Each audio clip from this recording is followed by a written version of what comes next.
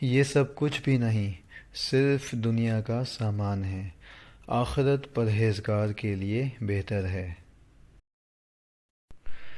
اور اگر یہ اندیشہ نہ ہوتا کہ تمام انسان ایک ہی طریقے کے یعنی کافر ہو جائیں گے، تو جو لوگ خدائے رحمان کے منکر ہیں، ہم ان کے لیے ان گھروں کی چھتیں بھی چاندی کی بنا دیتے اور وہ سیڑھیاں بھی جن پر وہ چڑھتے ہیں،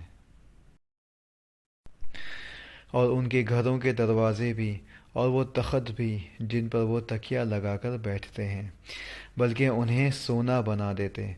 اور حقیقت یہ ہے کہ یہ سب کچھ بھی نہیں، صرف دنیوی زندگی کا سامان ہے، اور آخرت تمہارے پروردگار کے نزدیک پرہیزگاروں کے لیے ہے۔ سورہ زخرف آیات 33 سے 35، آسان ترجمہ قرآن، مفتی تقی عثمانی۔